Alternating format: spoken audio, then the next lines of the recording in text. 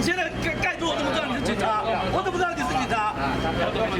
黄志峰，快出去！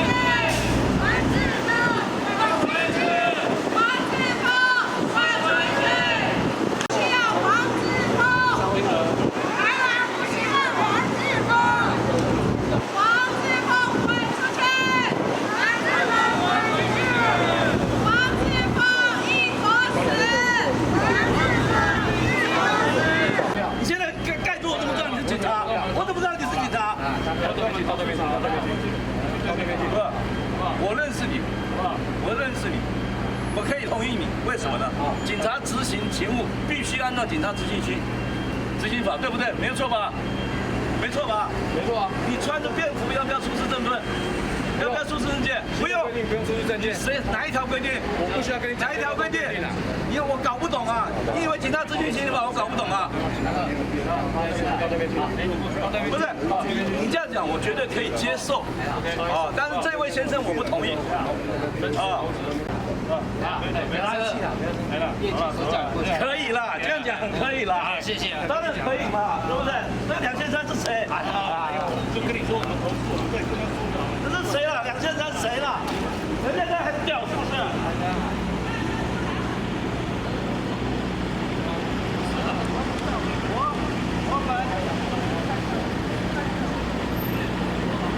来，没有，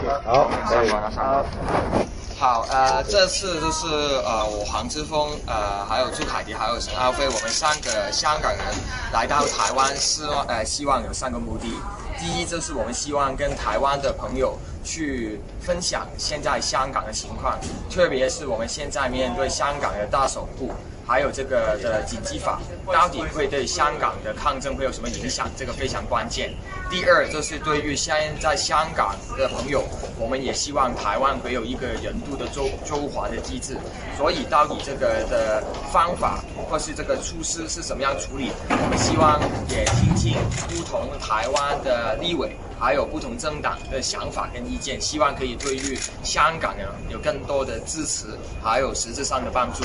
第三，就是我们希望，其实现在香港的抗争已经持续了大概超过2个月的时间。我们希望台湾的朋友，除了就是好像6月16号的时候有1万个台湾人出来抗议，我们也希望在10月1号之前，会有更多的台湾朋友，会有社会的总动员去出来支持香港。因为香港跟台湾其实我们也是同样是面对中共的压迫，北京的压迫，我们也是命运共同体。当我们现在香港人已经感受到1国2制是完全崩溃，香港已经看不到1国2制的未来，我们希望台湾的朋友可以继续支持香港。谢谢，好，谢谢。